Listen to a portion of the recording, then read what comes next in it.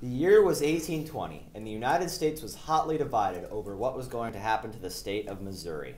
Missouri had chosen to enter the Union as a slave state, but this caused great controversy. Northerners didn't want slavery and feared that when Missouri entered, the balance of slave and free states would be upset.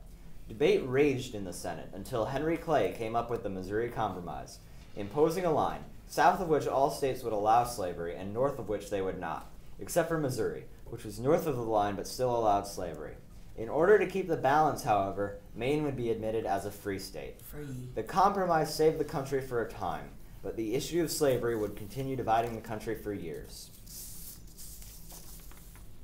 After the war with Mexico, the U.S. suddenly gained tons of land in the West that wasn't theirs before.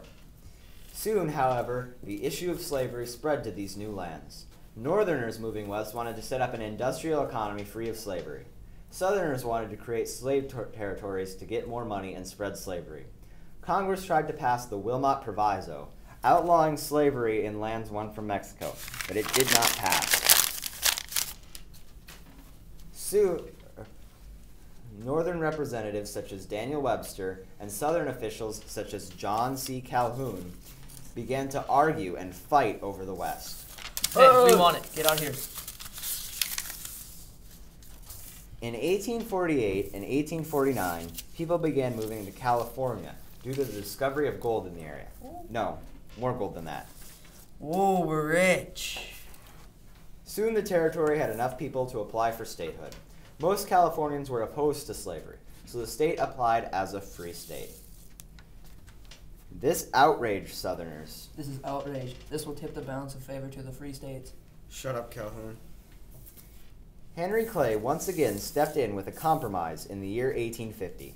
It was creatively called the Compromise of 1850. My compromise says that California will enter as a free state and that the slave trade will be abolished in D.C. But also, Congress cannot pass laws about slavery in the new territories from Mexico. They will also pass a stronger law to help catch runaway slaves. Many people were for the compromise, notably Webster.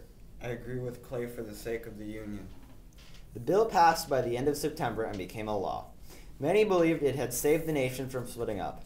Really, though, it had only solved it temporarily and would stress tensions between the North and South. The Fugitive Slave Act, which was mentioned in the compromise, brought harsher punishments upon recaptured slaves and helped slave owners crack down. Problems continued to arise over the issue of slavery as the nation moved closer and closer to civil war.